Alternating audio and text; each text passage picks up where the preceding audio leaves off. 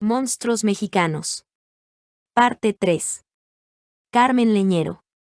Ilustraciones de Camuy Gomacio y Marcos Castro.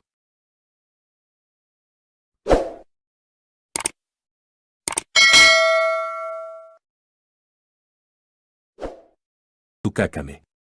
En el principio de los tiempos, según cuentan los huicholes, los dioses del mar crearon a nuestra abuela Luna para alumbrar la oscuridad reinante. Tárica se llamaba ella cuando iluminaba la bóveda nocturna, pero en las noches de luna llena, es decir, cuando se ausentaba del cielo, esta diosa se refugiaba en el subsuelo y entonces su nombre era Utsa. Al atardecer emergía como una enorme araña por los poros de la tierra para hipnotizar a sus presas y devorarlas. Al paso de los siglos, del corazón de Utsa surgieron los llamados demonios necrófagos y los pájaros de la muerte, buitres, sopilotes, tecolotes, búhos, murciélagos y pájaros metate, que sobrevuelan el cielo acechantes y hambrientos cuando algún ser vivo agoniza. Vayamos a la tierra debajo y comamos los corazones de la gente enferma, se dicen estas aves nefandas.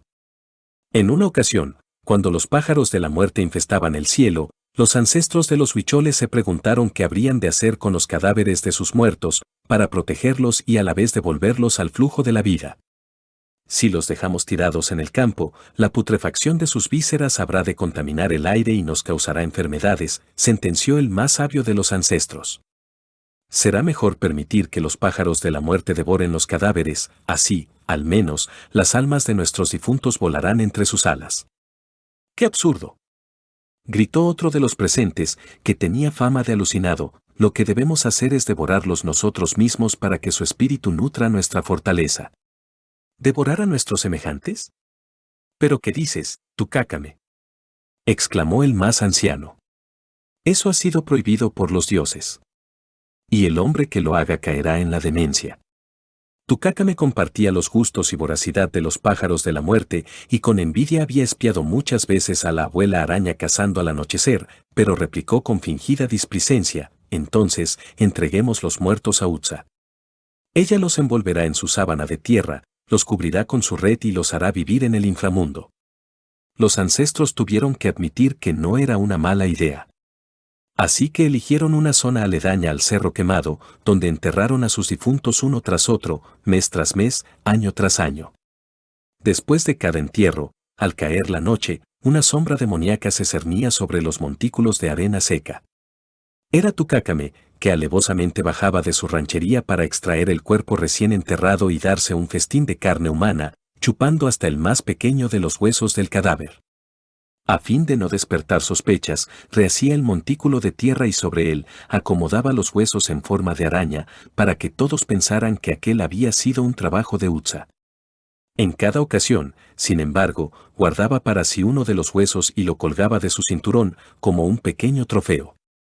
Los dioses, escandalizados con este comportamiento, enviaron al niño héroe Caumali a pintar sobre el rostro de Tucácame, mientras dormía, una máscara espeluznante que delatara su maldad ante cualquiera que lo mirase. Por eso, y porque su sucio cuerpo mostraba manchas de sangre coagulada proveniente de todos los cadáveres que se había comido, Tucácame no se dejaba ver durante el día, ni frecuentaba ninguno de los pueblos cercanos, más bien permanecía oculto en su propiedad hasta la hora de bajar al cementerio. Su afición por la carne muerta había ido creciendo con los años, y llegó el momento en que los muertos de cada día ya no eran suficientes para saciar su apetito. Fue entonces cuando, desesperado, devoró las carnes de todos los animales de su rancho, perros, gallinas, cerdos, ratas, dejándolos vivos como simples esqueletos ambulantes. Y cuando terminó con esas provisiones, se vio en la necesidad de inventar otras estrategias para saciar su hambre caníbal.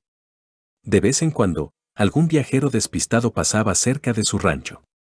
Tucácame se apresuraba a ofrecerle su hospitalidad, invitándolo a sentarse en uno de sus banquitos mágicos para reposar y comer. Pero el viajero se quedaba pegado al banco y al cabo de unos días moría de hambre y de sed. Tucácame destazaba entonces el cuerpo del viajero y colgaba sus entrañas frescas en los árboles secos del rancho, hasta que éstas se pudrían, apestando la atmósfera. ¿Cómo se relamía luego con esos manjares repugnantes? A oídos de todos llegaron rumores sobre lo que sucedía en la ranchería de Tucácame, y estos rumores se convirtieron en una leyenda que aterrorizó a la gente de los pueblos por generaciones, convirtiendo a Tucácame en el más temido de los personajes huicholes. Aún ahora hay quienes escuchan al anochecer el escalofriante ruido de maracas que producen los huesos que lleva colgados, y hay también quienes ven la cadavérica figura de este demonio, con su máscara y sus alas negras de sopilote, rondando sus alucinaciones y sueños.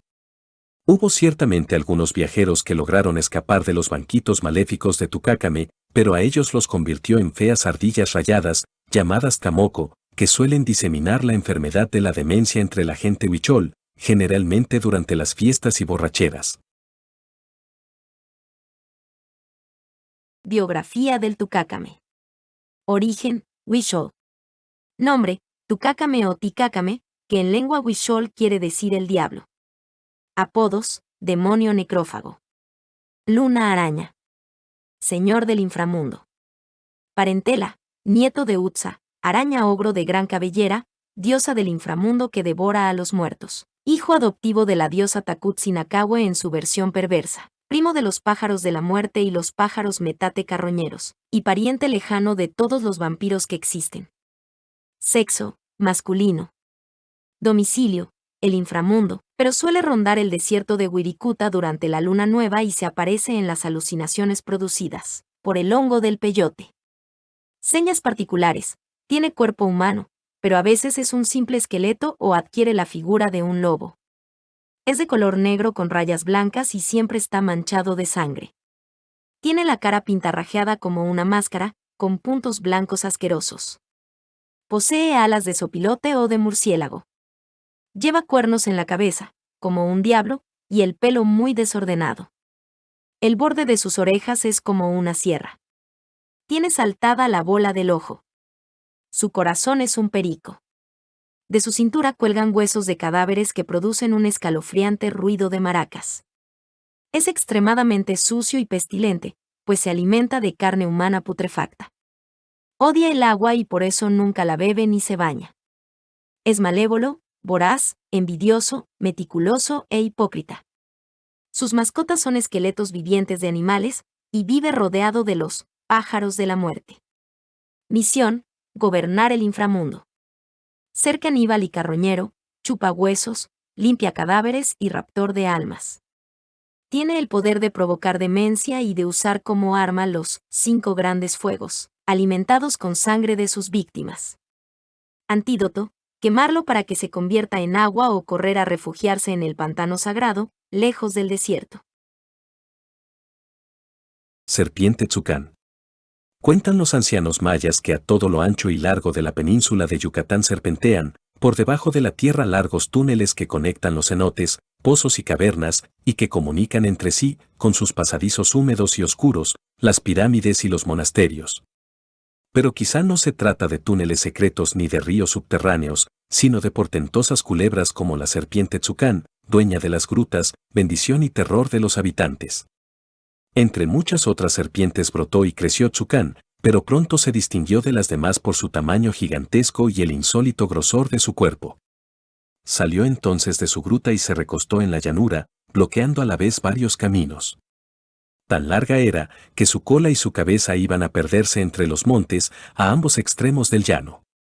Un día, durante la primera sequía que sobrevino hace miles de años, el sagrado Señor de la Lluvia, Yum Chaak, cuya labor era recoger el agua que brotaba del subsuelo para distribuirla por el mundo, se sentó desconsolado sobre un gran tronco caído a reposar.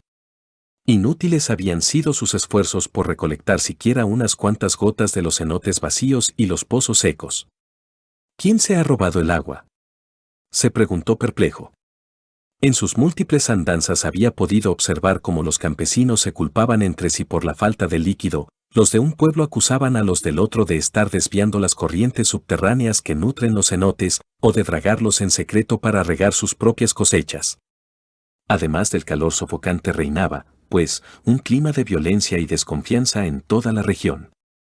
En esas agrias meditaciones estaba Yum Chaak cuando de pronto sintió que el tronco bajo sus piernas realizaba extraños movimientos ondulantes.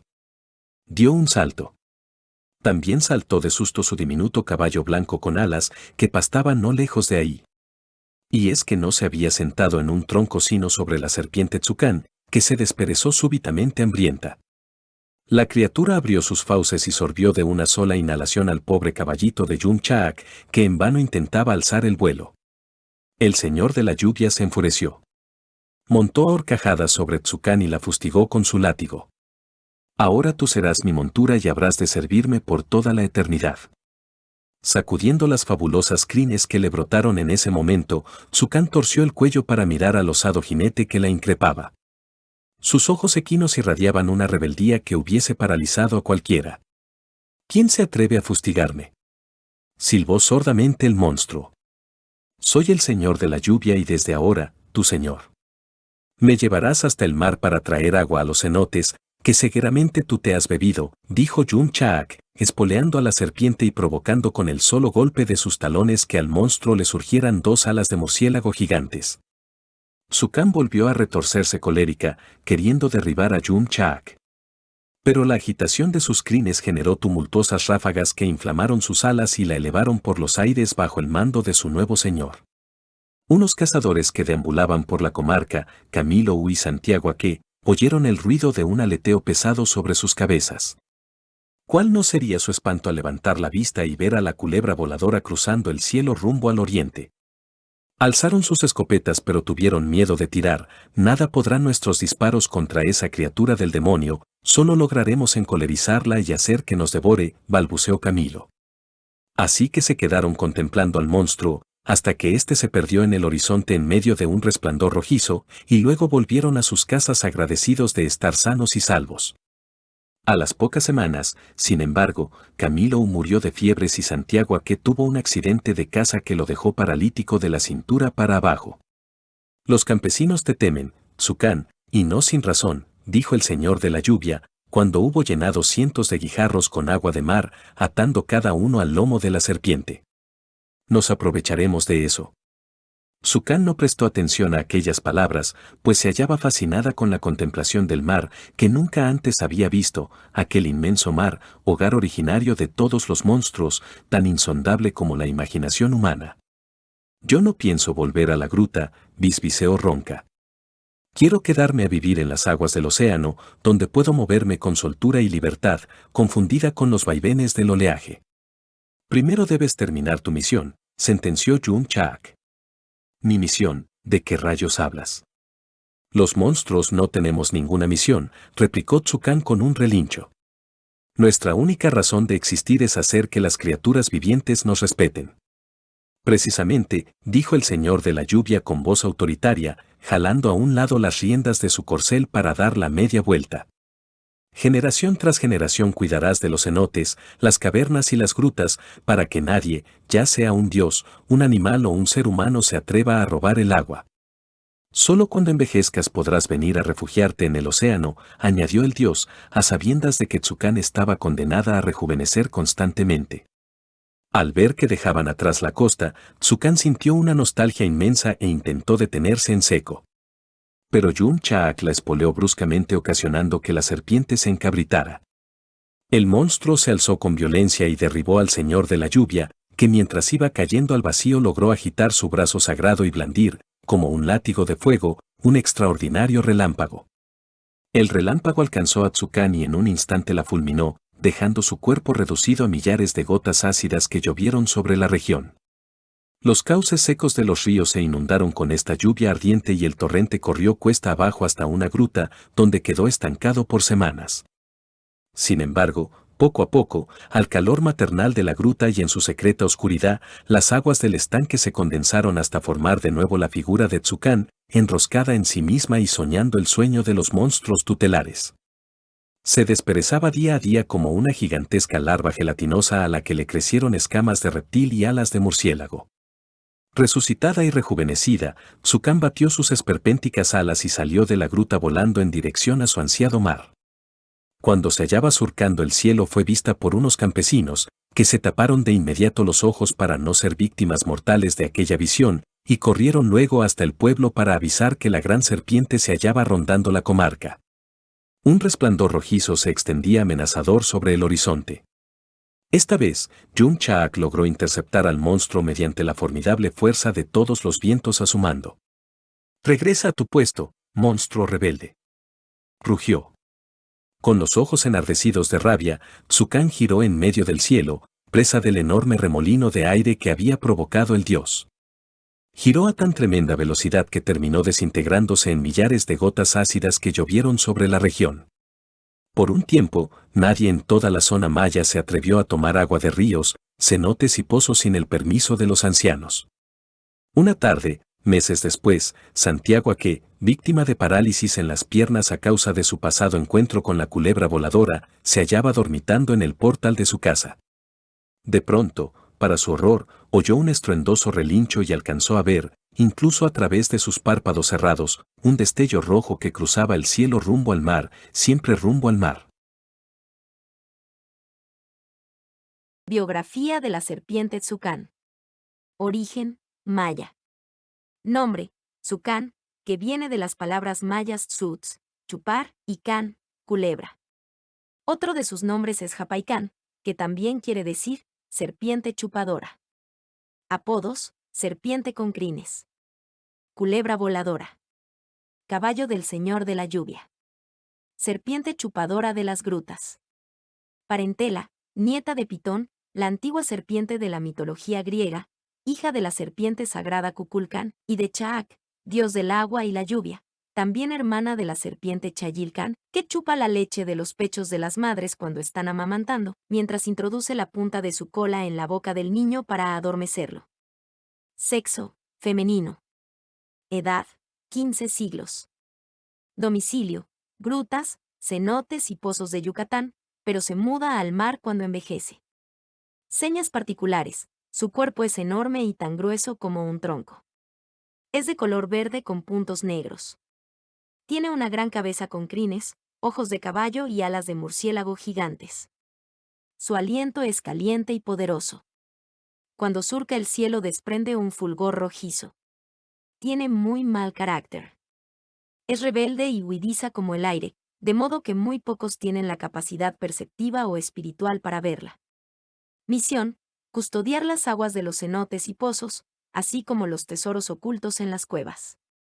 Tiene el poder de una gran aspiradora, con el que chupa a todas las presas voladoras que se acercan a su cueva. Causa parálisis en las piernas, altas fiebres e incluso la muerte a quienes tienen la desgracia de encontrarse con ella. No solo tiene el poder de cambiar de piel como todas las serpientes, sino de transformarse y resucitar. Así que nada puede aniquilarla, es inmortal. Antídoto: hacerse guajé cuando se le vislumbra y correr con toda el alma lejos de su presencia.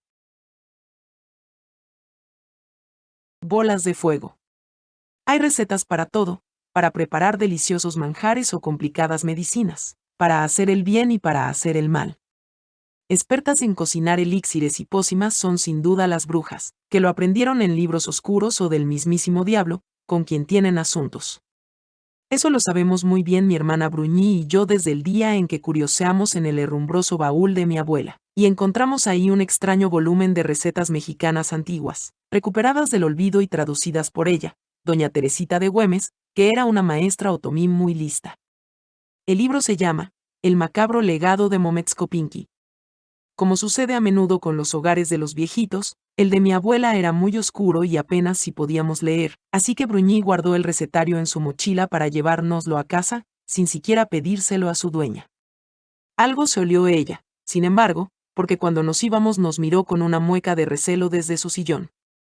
Estudien y aprendan mucho, mis niñas, dijo en tono enigmático.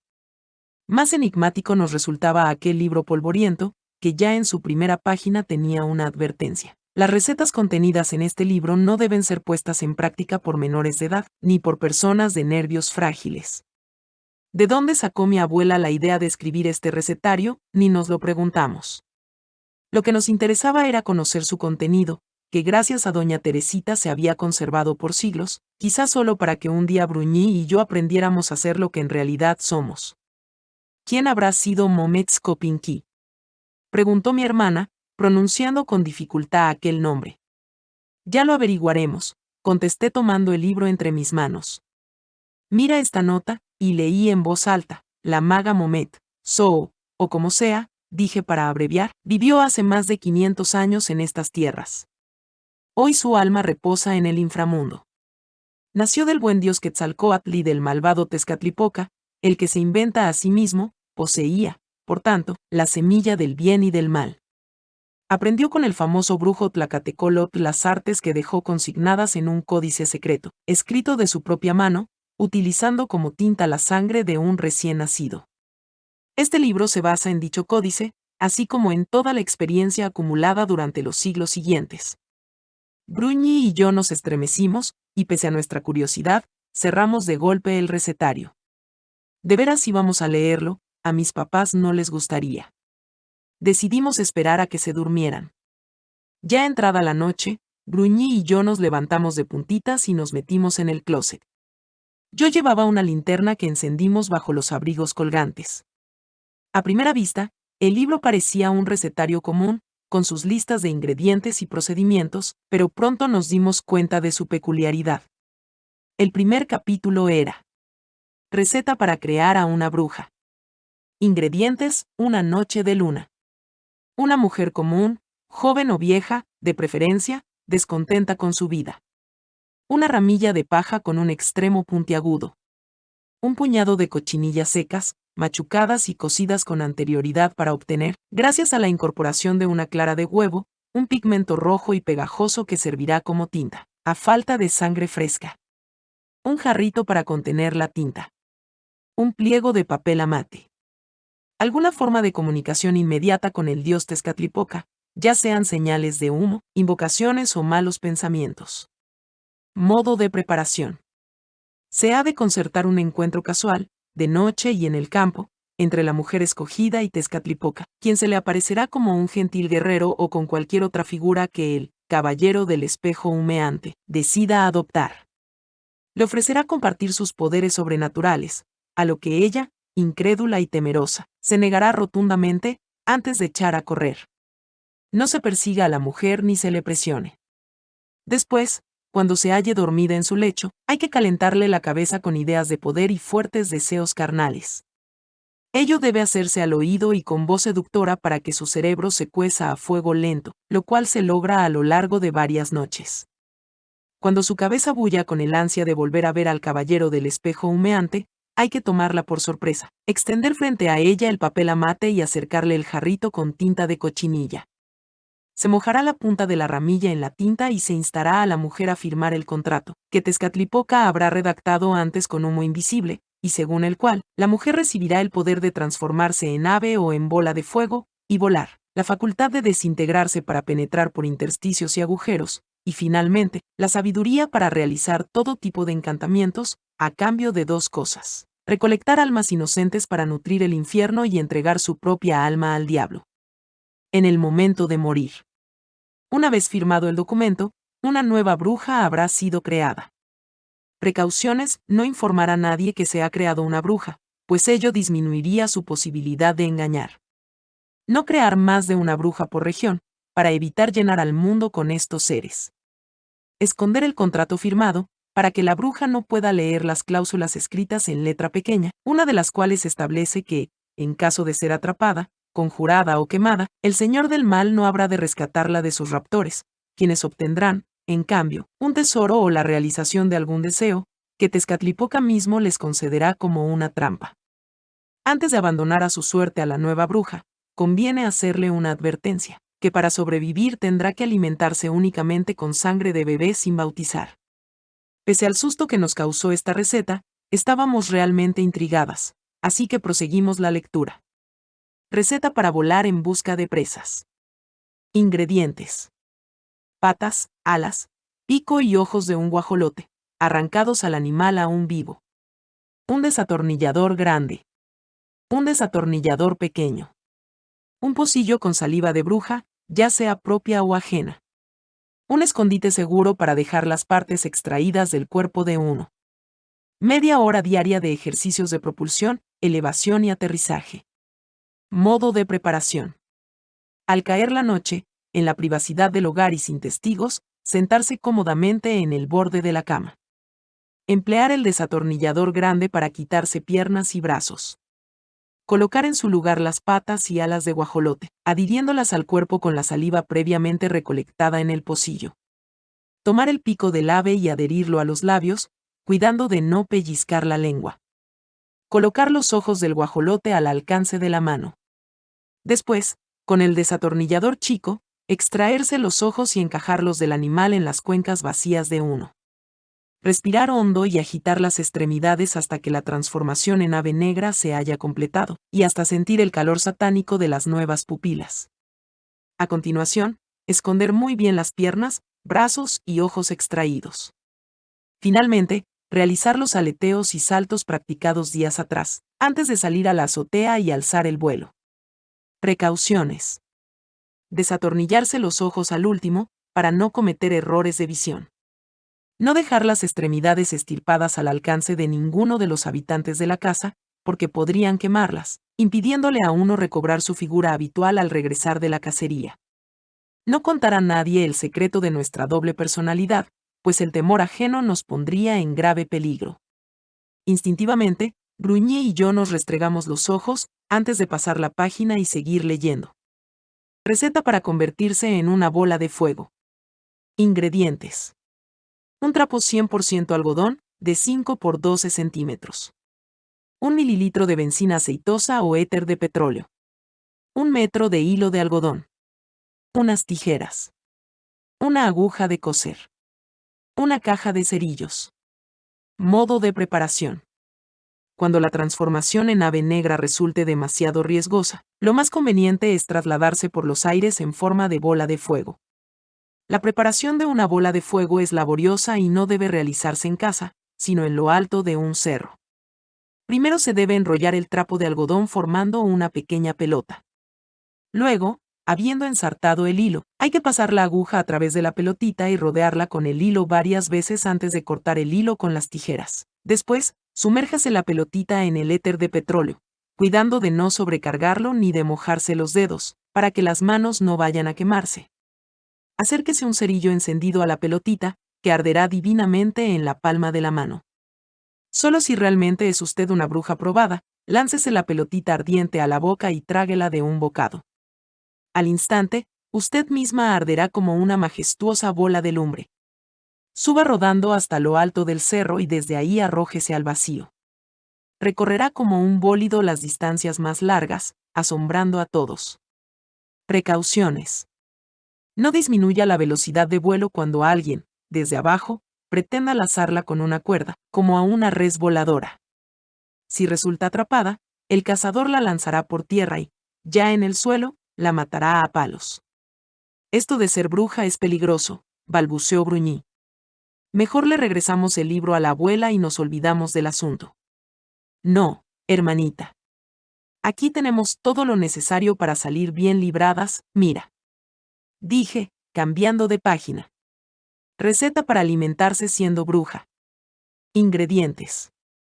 Varios metros de lengua, para usarla como popote. O bien, un pico puntiagudo y penetrante. Un bebé indefenso, con padres distraídos y confiados. Un mapa de la zona en que se encuentra la casa de la víctima. Dotes de equilibrista para no resbalar de los tejados. Procedimiento: no siempre es fácil satisfacer las exigencias de nuestro querido Señor del Mal, cuya voracidad de almas es infinita. Pero tampoco es fácil mantener a raya el hambre de una bruja, para lo cual es preciso obtener sangre humana, fresca y dulce, como solo la tienen los bebés. Es necesario, por tanto, mantenerse atenta a las noticias y chismes del pueblo, para enterarse donde hay un recién nacido, así como conocer la fecha exacta en que será bautizado y poder actuar con suficiente antelación. Una vez que se ha localizado a la víctima, hay que elegir la noche más propicia para transformarse en ave negra y volar hasta el tejado de la casa donde pernocta el infante, esperar con santa paciencia a que los habitantes de la casa se hallen dormidos, y entonces, con sumo cuidado y discreción, introducirse por goteras, chimeneas o cerraduras.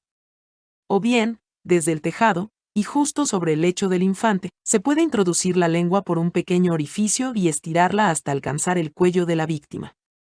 Adherir el extremo de la lengua como una ventosa y succionar. Sin atolondramiento ni prisa chupe toda la sangre posible, pero no la digiera de inmediato. Debe guardarla en la cavidad del estómago para llevarla a casa y almacenarla en un jarrito, donde irá adquiriendo la consistencia y contenido nutricional adecuado para una bruja en plenas funciones. Precauciones. No intente probar ningún otro tipo de fluido o alimento, pues podría morir de indigestión o envenenamiento. No deje que nadie la descubra rondando una casa, pues sus habitantes podrían utilizar efectivos amuletos para causarle daño.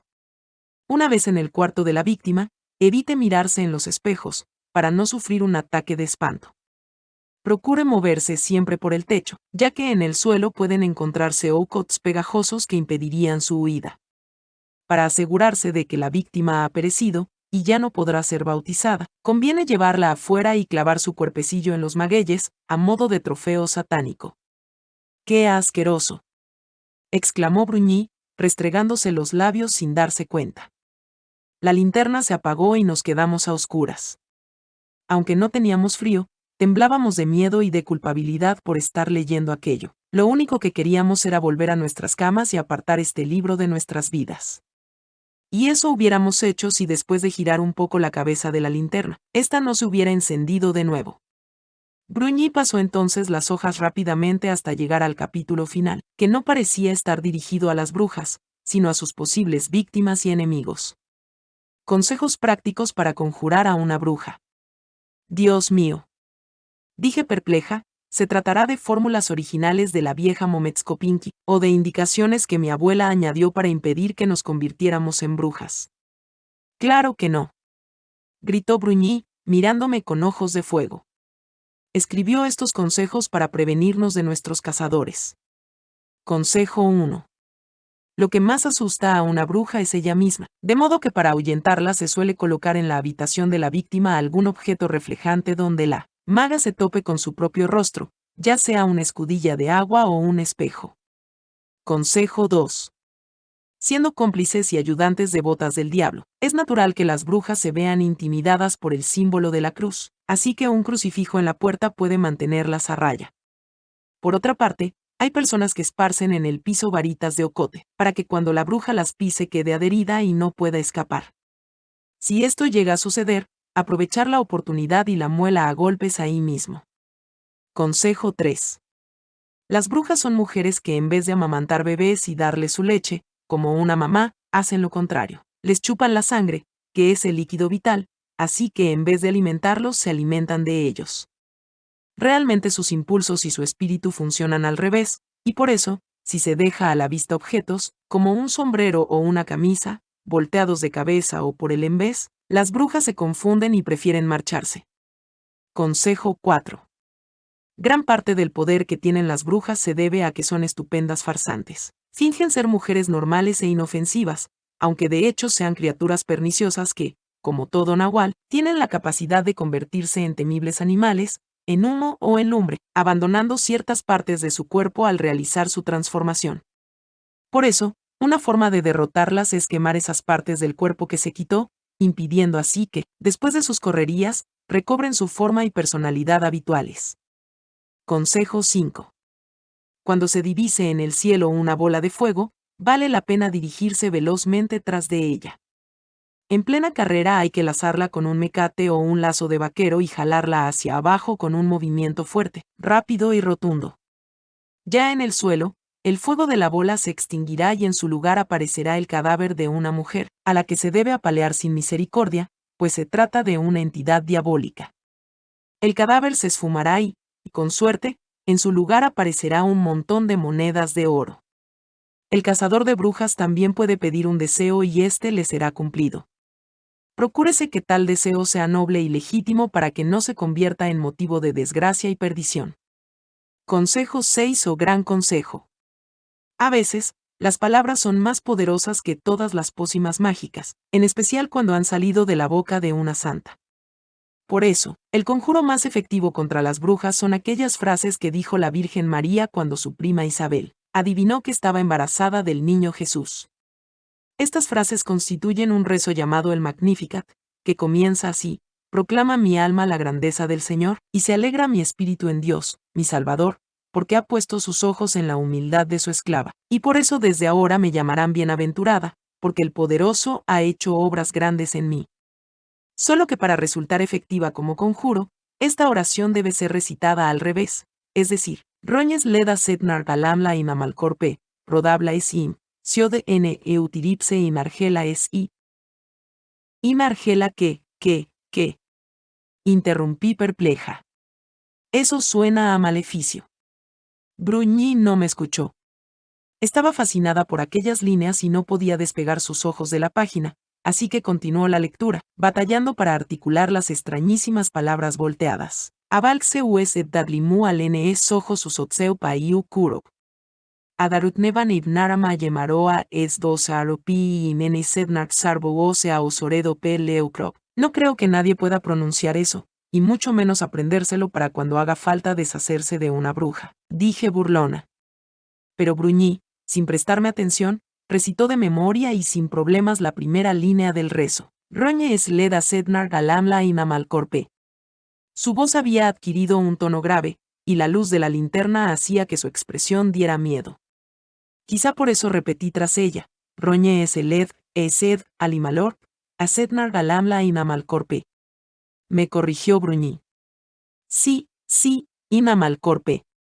Y así, necias y hechizadas, seguimos memorizando el complicado conjuro, hasta que logramos recitarlo entero a eso de las 3 de la mañana. Aún ahora me asombra que lo hubiéramos intentado siquiera. El capítulo de consejos prácticos terminaba con una nota explicativa, que Bruñí y yo no alcanzamos a leer esa noche, porque el esfuerzo de aprendernos el enrevesado Magnificat nos agotó tanto, que nos quedamos dormidas dentro del closet. La nota decía así: me disculpo con las hijas de la gran Mometskopinki por divulgar estos consejos tradicionales contra las brujas, lo cual les parecerá una traición.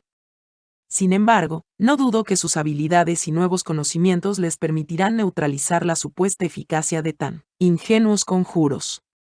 Muchos años después, al ver este párrafo, entendí por qué a la mañana siguiente de nuestra lectura en el closet, y sobre todo, después del conjuro que a duras penas conseguimos recitar mi hermana y yo, nuestra querida abuela, doña Teresita Güemes, amaneció muerta en su sillón. Biografía de las bolas de fuego. Origen: Totonaca. Nombre: bolas de fuego, o simplemente brujas, aichipopos, que quiere decir en náhuatl, doncellas. Apodos: pájaros maléficos. Mujeres guajolote. Parentela: descendientes de la maga azteca Mometskopinki y del mago Tlacatecolotl, ahijadas del dios Tezcatlipoca y primas de todas las brujas que han existido, tanto en América como en Europa. Sexo: femenino. Edad: 5 siglos, pero apenas desde el siglo XX han sido vistas como bolas de fuego. Domicilio: surcan el cielo, saltan de cerro en cerro y acechan sobre los tejados en muchas zonas del país.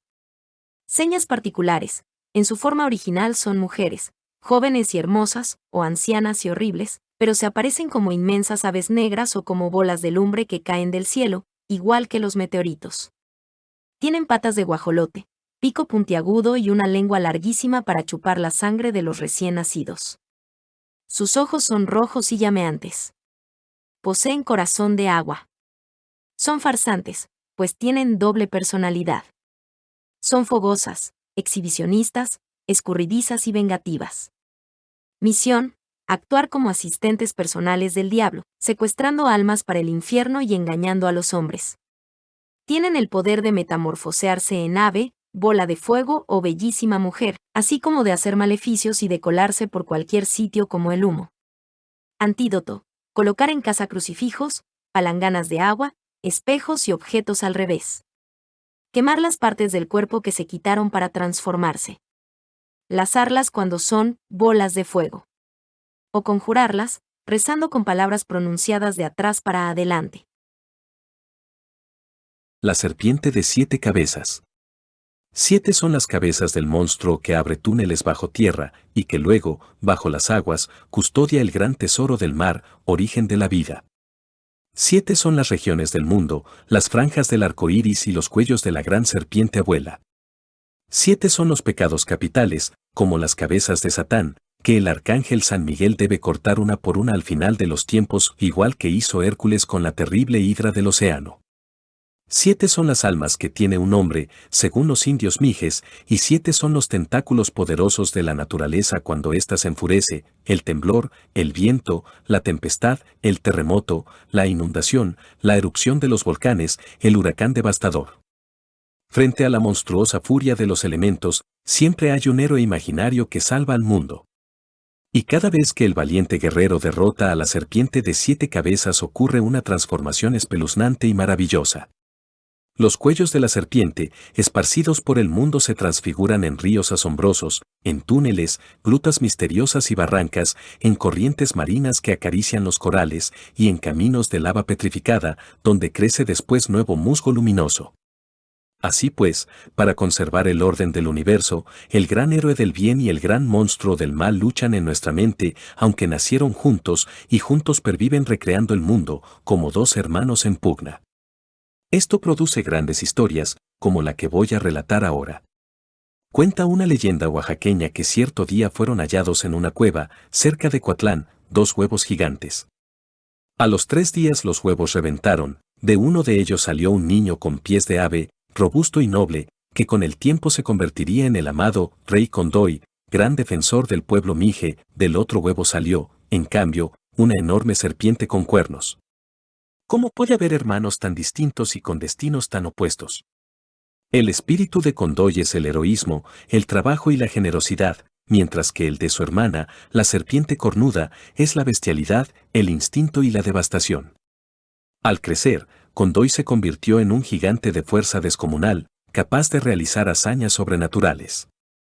En el cerro de Zempoaltépetl reunió ejércitos para derrotar a los enemigos de su pueblo, primero a los indios chatinos y a los zapotecas, luego a los aztecas liderados por Moctezuma, y finalmente a los conquistadores españoles.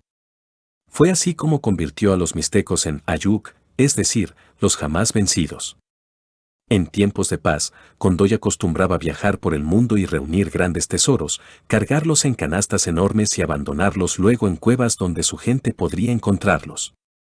Portando una corona, un arma de metal y un pesado bastón, que al ser enterrado en el suelo da lugar al imponente árbol del Tule, aún ahora el rey Condoy defiende y cuida a su pueblo de todos los males, por eso vive para siempre en el corazón de los mijes, no solo como su héroe y benefactor, sino como un constructor asombroso, que antaño levantó el puente del diablo y el palacio de Mitla. Por el contrario, su hermana, la terrorífica serpiente cornuda, se ha dedicado toda la vida a enloquecer a los elementos de la naturaleza, a destruir poblaciones y a castigar a los hombres. Al nacer tenía una sola cabeza, con plumas, según dicen algunos, pero al crecer le salieron otras 6, quizá por herencia de su antecesora, la diosa serpiente Flor de 7 cabezas, patrona de los indios chatinos a la que el espíritu heroico de los mijes había derrotado tiempo atrás, convirtiéndose así en la nueva serpiente de 7 cabezas. He aquí cómo ocurrió tan fabulosa transformación. Una vez fuera del huevo, la maléfica hermana de Condoy se hundió bajo la tierra ocasionando truenos, lluvias y vientos. Usando sus cuernos excavó zanjas, barrancos y pasajes subterráneos en toda la región. Conforme avanzaba por ellos, iba ablandando peligrosamente el suelo y hacía temblar la tierra, derrumbando casas y construcciones. Se dice que al llegar a un lugar llamado Hierve el Agua, o Anejapa de Madero según otras versiones, un sacerdote la maldijo y la dejó petrificada en lo alto de un cerro, donde hoy en día la gente cree reconocerla. Pero lo cierto es que cuando ya no pudo arrastrarse, el dios de la lluvia mandó torrentes de agua que llenaron el brazo del mar, para que el ímpetu de la corriente se la llevara hasta el océano, donde tendría la tarea de custodiar el mayor tesoro del mundo. Fue precisamente al llegar al mar cuando le nacieron las múltiples cabezas con las que vigilaría y destruiría a todo aquel que pretendiera robar o explotar aquel tesoro. Para ello, además de haberla rescatado, el dios de la lluvia le otorgó el poder de dominar las aguas y de crisparlas en caso necesario. Por su parte, el dios del viento negro, agitando los 7 tentáculos de la criatura, le dio un poder adicional, el de enfurecer al aire, a las nubes y al relámpago. La serpiente de 7 cabezas se convirtió entonces en el gran monstruo del mar, causante del primer diluvio que inundó la tierra, y en la gran serpiente de poder, la cual se transforma en terribles huracanes que azotan a menudo nuestras costas. En el año de 1997, Por ejemplo, ocurrió uno de los desastres naturales más devastadores en México, el llamado huracán Paulina, que en octubre tocó tierra en las costas de Oaxaca y luego pasó a Guerrero y Jalisco, dejando 500 muertos, 1.900 desaparecidos y 300.000 personas sin hogar. La abundante lluvia causó deslaves y provocó que los ríos se desbordaran, inundando más de 50 poblaciones y dañando muchos puentes. Las inundaciones, combinadas con las aguas negras, causaron la propagación de enfermedades como tifoidea, tétanos, dengue, cólera y malaria. Solo en Oaxaca, 500 comunidades fueron destruidas, afectando especialmente a los zapotecos, a los chatinos y a los mixtecos. Los fuertes vientos derribaron muchas de sus casas de madera y de cartón, así como las líneas de suministro eléctrico, antenas de televisoras y cientos, miles de árboles. Bajo la densa neblina que dejó el huracán, y en medio del desastre, se destacaba la presencia del poderoso árbol del Tule, bastón del rey Condoy, que se mantuvo firme, resistiendo la tempestad y la lluvia. Los meteorólogos explicaron que Paulina se había formado a partir de una onda tropical que salió de la costa de África, atravesó el Atlántico y luego, saltando por la región de Panamá hacia el Océano Pacífico, se organizó y creció hasta convertirse en aquel monstruoso evento. Y explicaron también que, como el resto de los huracanes y ciclones de nuestros tiempos, este había sido causado por el sobrecalentamiento del planeta, las corrientes marinas y los vientos de la atmósfera. La explicación sonaba lógica, pero los mijes no dejaron de ver en sus pesadillas cómo del mar emergía la gigantesca serpiente de 7 cabezas, agitando violentamente sus tentáculos y moviendo sus cabezas en todas direcciones. La vieron elevarse por el aire y girar a gran velocidad como un reilete maligno, arrastrando torrentes de agua, creando ráfagas de aire enardecido y lanzando relámpagos con sus 7 bocas. Vieron cómo sus cuellos se convertían en látigos de agua, viento y fuego, que azotaban sin piedad los muelles y arrasaban las áreas cultivadas, los edificios, las casas y los árboles, quebrando sus troncos o arrancándolos de la tierra a todos ellos, excepto, claro, al majestuoso árbol del Tule. En torno a este árbol sagrado, y una vez que el huracán se hubo desvanecido, se reunió un grupo de hombres para pedir consejo y ayuda a la Kikaj, maestra encargada de dirigir los ritos de contacto con los dioses. ¿Por qué se ha enfurecido la gran serpiente de poder?, le preguntaron. La Kikaj cerró los ojos y alzó la frente para escuchar la respuesta de los dioses. Después de unos instantes respondió, con una voz venida de otro mundo. Ustedes, los hombres, han envenenado el aire con sus fuegos, han contaminado a las aguas con sus desechos, han cazado las mojarras clavándole sus anzuelos, han matado animales a lo loco, han talado los bosques sin piedad y han ablandado la tierra, desbaratando sus jardines. Todos escuchaban en silencio, apesadumbrados. Después de retomar el aliento, la Kikaj abrió los ojos y continuó con su propia voz. Hemos puesto en riesgo el gran tesoro de la vida, y por eso la gran serpiente guardiana de los mares ha sido enviada a castigarnos. ¿Y qué hemos de hacer ahora?, preguntó un muchacho. Avisen en los pueblos donde viven que ya no deben seguir matando a las mojarras y a las sardinas, que ya no deben cazar, ni talar, ni hacer explotar los cerros. El dios del agua, por ejemplo, está muy enojado porque la dinamita mató a sus hijos. Si la gente no obedece se secarán los ríos y los manantiales, y todos los peces morirán, respondió la Kikaj. ¿Y si cumplimos, se aplacará la cólera de los dioses?, preguntó angustiada una mujer. No bastará, sentenció la Kikaj, mientras desenvolvía un bulto que había traído para la ceremonia, tendremos que ofrecer sacrificios y hacer una misa para que los dioses nos perdonen. Ahora mismo levantaremos una plegaria a Naxuini, nuestra madre tierra, y a las divinidades que regulan la vida, tal y como nos enseñó nuestro Señor, el Rey Condoy. La gente reunida en torno al árbol del Tule se arrodilló para seguir devotamente el rezo de la Kikaj, tu lluvia, tu viento, tu trueno, tu rayo, tu dueño de la noche, tu dueño de los nahuales, tu madre, tus senos, pido perdón porque he cortado, porque he derribado, porque he sembrado. Pido el favor para que me ayudes, para que la fuerza de la destrucción se mantenga lejos de nosotros, para que los animales no hagan daño en el cultivo, para que éste sea abundante, para que pueda dar de comer a mis hijos. En este momento estoy depositando el respeto ante ti. Pido para que cuides los cultivos, para que no haya demasiada agua, ni demasiado viento, ni tempestad. Por eso te vengo a dejar este guajolote y este pollo, este mezcal, estos cigarros, aquí te traigo tu limosna y tu veladora. El ritual duró varias horas, durante las cuales Condoy se hizo presente en los corazones de todos. Por su parte, la serpiente de 7 cabezas, después del alboroto y destrucción que había causado, se retiró al fondo del mar a descansar, enroscada alrededor de un huevo sagrado, que no se sabe qué contiene, si un héroe salvador u otro temible huracán en ciernes. Y aunque su alma de bestia desearía ir a reconciliarse con su hermano, el noble y civilizado Condoy, por ahora prefiere dormir pesadamente, soñando con cada una de sus cabezas un sueño diferente sobre el posible futuro de los hombres. Biografía de la serpiente de 7 cabezas. Origen, Mig. Nombre, serpiente de 7 cabezas. Apodos, gran serpiente de poder. Gran monstruo del mar. Culebra cornuda. Parentela, hija de la diosa serpiente Flor de 7 cabezas, de la cultura chatina. Ahijada del dios del viento negro y del dios de la lluvia, nieta de la antiquísima Hidra. Prima de la serpiente de 7 cabezas de los yaquis, de la serpiente nocturna de los coras y de las serpientes con cuernos de los guaves y los tzoltziles. Hermana melliza del heroico y sagrado rey Condoy. Sexo, femenino. Edad, más de 500 años. Domicilio, cuevas, zanjas, túneles subterráneos y cauce de los ríos. Ya vieja, se muda al mar. Permanece petrificada en Coatlán, pero se le ha visto en Oaxaca, Morelos y San Luis Potosí. Señas particulares, nació de un huevo de la serpiente madre. Es una culebra de enorme tamaño con cuernos. Es de color negro cuando joven y rojo cuando madura. Posee 7 largos cuellos, con sus respectivas cabezas, y una cola puntiaguda como cuchillo.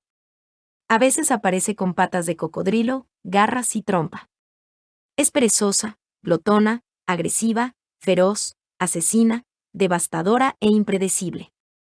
Misión, ocasionar temblores y derrumbes, construir barrancos y cuidar tesoros marinos.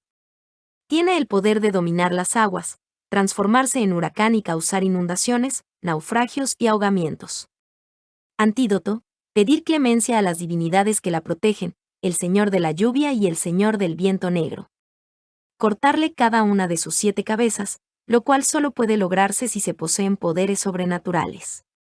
Hacer que coma mucho para que se amodorre y pierda su agilidad por un tiempo.